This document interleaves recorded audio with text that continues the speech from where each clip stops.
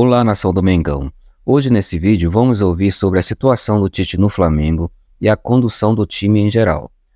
Pois o time, mesmo alcançando suas metas por estar nas 3 competições, caiu muito em desempenho nos últimos jogos. Quase 300 milhões investidos agora em 2024 e o time desse jeito, com um futebol pobre. Crédito desse vídeo vão para o canal Mauro César, canal Flazoeiro, canal SPN e canal Paparazzo Rubro Negro.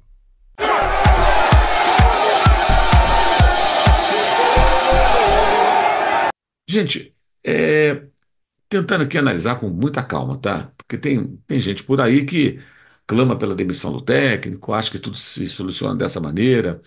Eu acho que todos têm o direito de ter opiniões diferentes sobre determinados treinadores. Minha opinião sobre outros técnicos que já passaram pelo Flamengo era muito clara. Alguns eu achava fraco, outros mais qualificados. Nem sempre isso significa que vai dar certo ou não.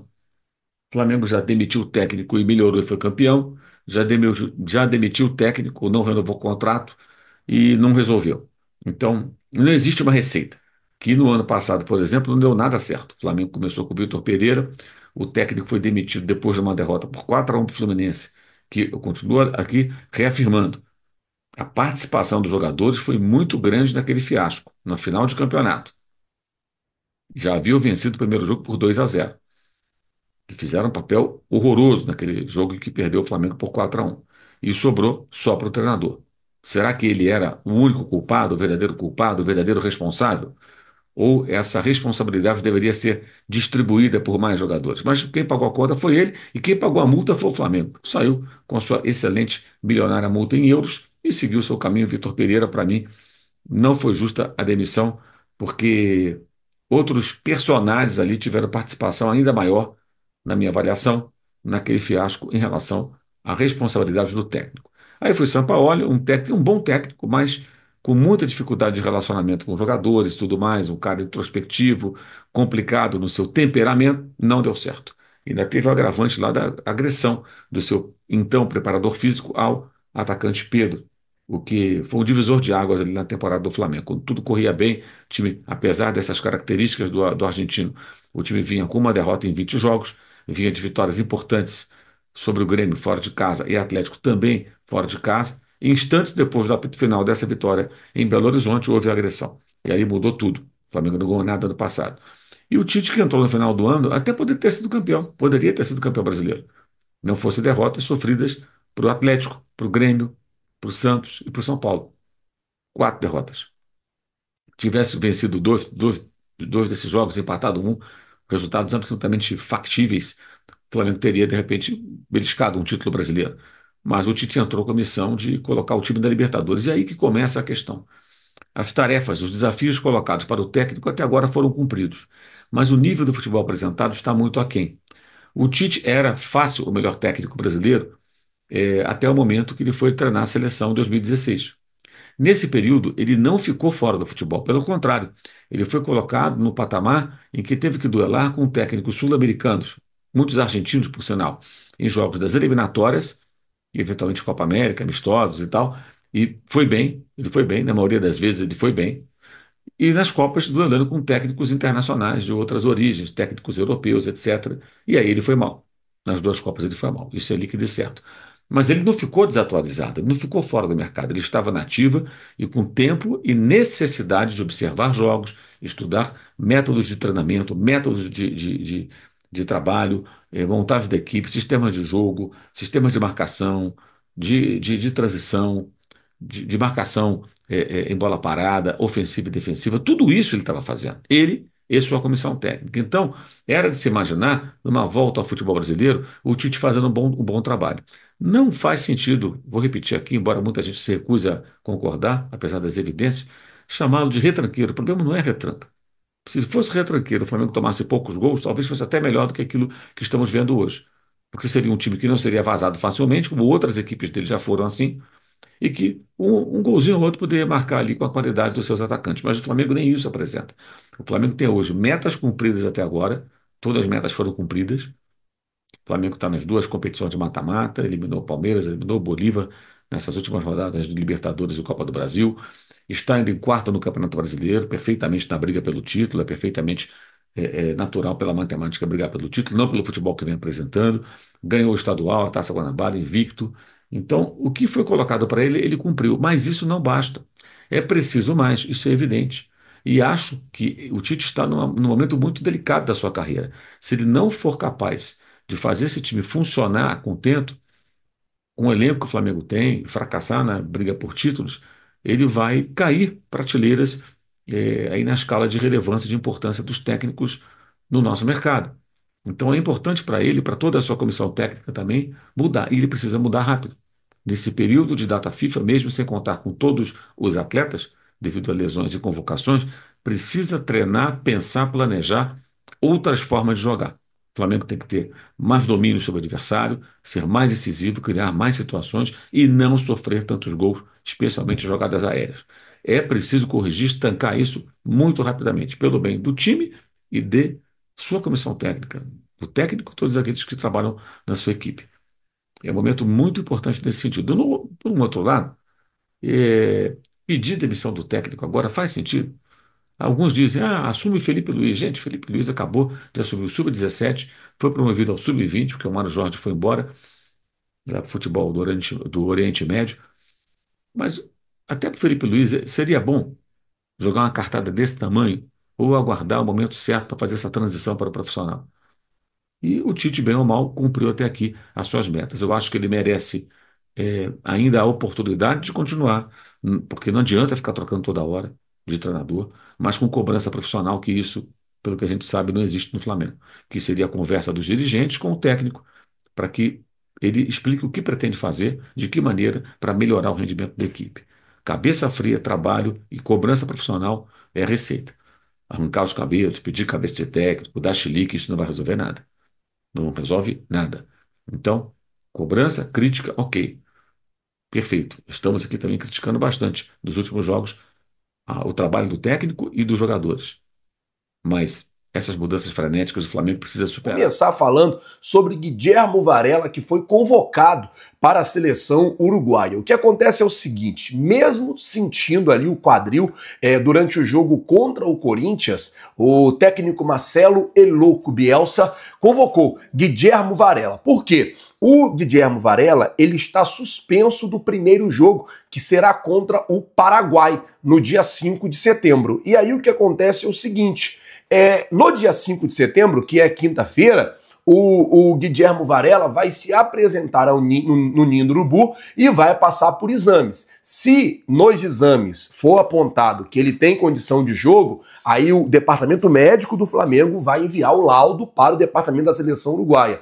Se for apontado que ele não tem condição de jogo, a mesma coisa, o departamento médico do Flamengo vai enviar os exames à seleção uruguaia e ele vai ser cortado da lista da seleção. A situação é basicamente essa. Ele se apresenta na próxima quinta-feira, se tiver condição de jogo, ele vai para o Uruguai já na sexta para poder jogar contra a Venezuela na segunda-feira, dia 9. Se ele não tiver, aí o próprio departamento médico já manda já também o laudo, é quase que um atestado médico para ele não ser convocado para a seleção uruguaia. Bom, já que eu estou falando de seleção uruguaia, deixa eu falar sobre o não que o Flamengo deu ao Peñarol. O Flamengo negou o pedido do Peñarol para aumentar a carga do ingresso do setor visitante. O Peñarol solicitou ao Flamengo 4.000 ingressos para seus torcedores no Rio de Janeiro. O Flamengo não aceitou. O acordo deve disponibilizar 2.000 ingressos, que é o exigido, né, pela Conmebol. Essa informação do Eugênio Leal, ele soltou até na ESPN, que a Conmebol queria botar 4.000 uruguaios no Maracanã. E aí, mano, o Flamengo não vai colocar 4.000 uruguaios aqui. Qual é o máximo que eu tenho que disponibilizar diante daquilo que a Conmebol me obriga? A Conmebol me obriga a disponibilizar 2.000 ingressos. Então vai ser os 2.000 que eu vou disponibilizar e ponto final. Poucas ideias. É isso. É Libertadores. Libertadores é assim, não tem, vou facilitar. Não vou facilitar, não vou quebrar o galho, não vou dar colher de chá. Não tem conversa, não tem. Acabou, o Flamengo fez certinho, não disponibilizou uma carga maior de ingresso para o time do Peñarol. Até porque, cara, a gente não vai ser muito bem recebido lá no Uruguai. Deixa eu falar agora sobre o Neto, cara, que detonou hoje o time. Mas, mano, detonou o Tite. Abre aspas aqui pro Neto. Enquanto o Tite estiver no time do Flamengo, não vai ganhar títulos. É um treinador extremamente covarde em relação ao time que tem.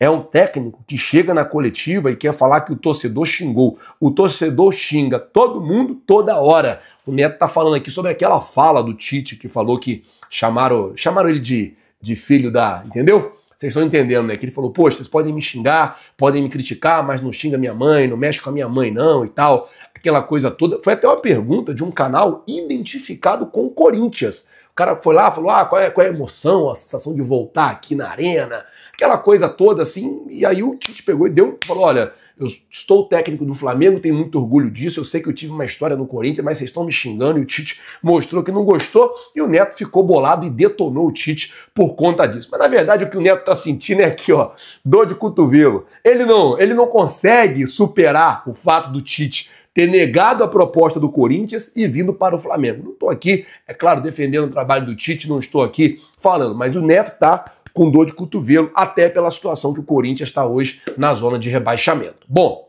mudando de assunto, deixa eu falar agora sobre 293 milhões de reais, não vou nem dizer gastos, né? Investidos pelo Flamengo em contratações só esse ano de 2024. É por isso que o Tite tem que ser cobrado, porque o Flamengo gastou quase 300 milhões de reais em contratação de jogador, sem contar as luvas. Por exemplo, aqui na conta, Alexandre tá de graça e Michael tá de graça. Só que a gente sabe que o jogador não vem de graça. O Flamengo paga uma luva pro jogador vir. Aí vamos lá. O Flamengo gastou 77 milhões e 700 mil reais na contratação do De La Cruz.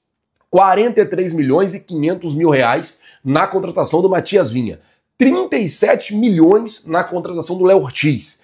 3 milhões e 200 mil reais na contratação do Carlinhos. O Michael veio de graça, Alexandre veio de graça. O Mengão gastou 108 milhões de reais na contratação de Carlos Alcaraz e gastou 23 milhões e 700 mil reais na contratação de Gonzalo Plata, totalizando 293 milhões e 100 mil reais aí investidos, gastos não, né? Investidos em contratação só esse ano de 2024. Mano, tem que ganhar, tem que brigar na parte de cima do brasileiro, não pode perder. Um time com esse investimento aqui tem que dar show em campo, na moral, tem que dar show. É por isso que o torcedor rubro-negro tá revoltado, por isso que o torcedor rubro-negro tá chateado. Por quê? E aí eu tô falando do torcedor, não tô falando do Neto que tá... não, tô falando do torcedor. O torcedor tá chateado porque o Flamengo gastou quase 300 milhões de reais em contratação, não pode ter um futebol pobre, não pode ter um time desorganizado,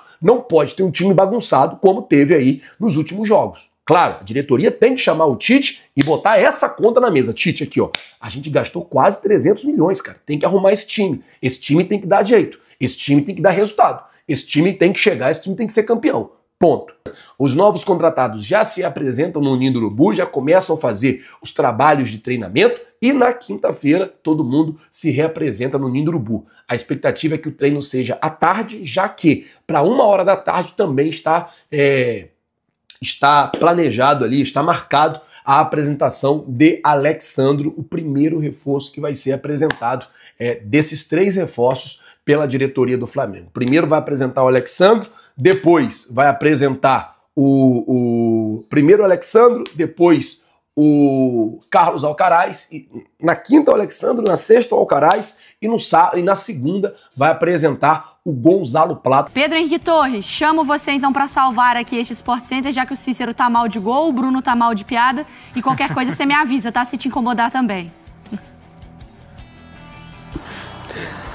Tudo bem, Mari? Um beijo pra você, um abraço pro Bruno aí, também, Donan, Marra, todo mundo que tá com a gente nesse Sport Center. Um abraço a todos.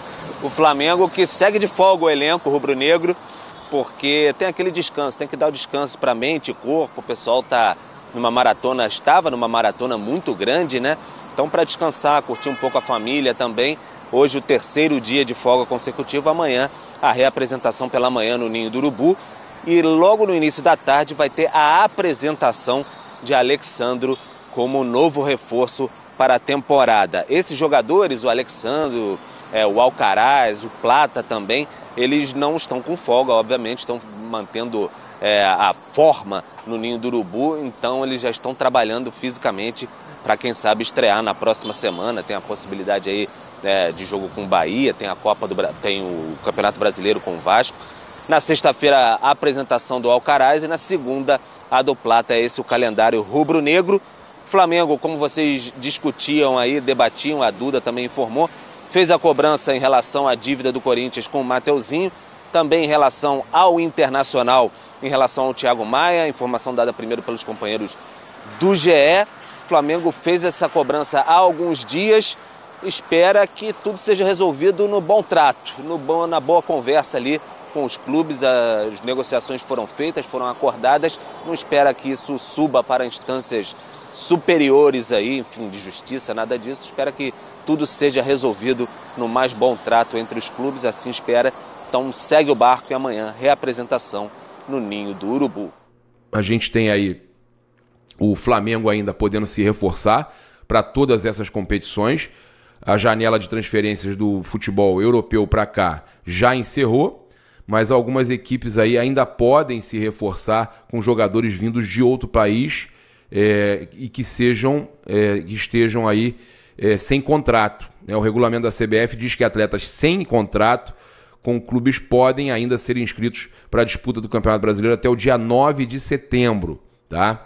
Com a permissão de substituir no máximo 8 jogadores até o dia 20 deste mês. Para os times que estão aí nas quartas de final da Libertadores, como Flamengo e Sul-Americana, a Conmebol libera que clubes realizem até 3 alterações em suas listas até o dia 13 de setembro. Já que a próxima fase pode ser mudada, no caso podem ser mudadas essas próximas fases até o dia 18 de outubro. Alguns dos principais nomes livres aí no mercado: Sérgio Ramos, Memphis Depay, Rafinha Alcântara, Anthony Martial, Mats Hummels, o Rabiot, tá? Mário Fernandes e o Yannick, né?